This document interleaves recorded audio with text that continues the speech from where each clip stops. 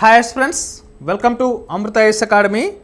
నేను మీ economy Chandramouli sir. క్రింది వాటిలో వాస్తవ జీడిపి లక్షణం ఏది? Which of the following is a characteristic of real GDP అంటున్నాడమ్మా. It's a measured in current market prices. దీన్ని ప్రస్తుత మార్కెట్ ధరలో కొలుస్తారు. ధరల స్థాయిలో మార్పులకు అనుగుణంగా సర్దుబాటు చేస్తుంది. ఇది ఇంటర్మీడియట్ వస్తువుల విలువను కలిగి ఉంటుంది. ఇది నికర ఎగుమతులను మినహాయిస్తుందని మనకి ఇక్కడ ప్రశ్న అయితే అడగడం జరిగింది. సో వాస్తవ జీడిపి అంటే real gross domestic product. So first real gross domestic product అంటే మీకు అందరికీ తెలుసు ఏంటి? స్థిర ధరల ప్రాతిపదికన మనం లెక్కించడం జరుగుతుంది. మరి స్థిర ధరల ప్రాతిపదికన అంటే ఏదైనా ఒక బేస్ ఇయర్ని బేస్ చేసుకొని దాన్ని లెక్కించడం జరుగుతుంది.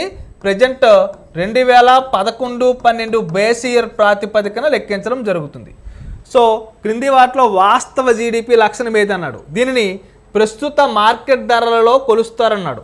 ప్రస్తుత మార్కెట్ ధరల్లో కొలిస్తే అది నామమాత్రపు జీడిపి గ్రాస్ డొమెస్టిక్ ప్రొడక్ట్ అవుతుంది, కానీ మరి వాస్తవ జీడిపి అవ్వదు.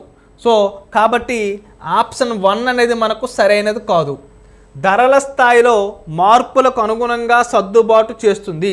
మరి ధరల్లో పెరుగుదల తగ్గుదల లేకుండా ఒక స్థిరమైనటువంటి ధరను ప్రాతిపదికగా తీసుకొని చేస్తారు. కాబట్టి దీన్ని ఏమని పిలిచాం?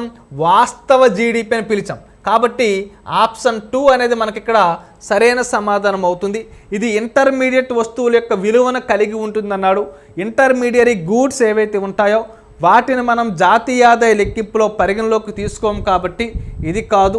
ఇది నికర ఎగుమతుల్ని మినహాయిస్తుంది అన్నాడు.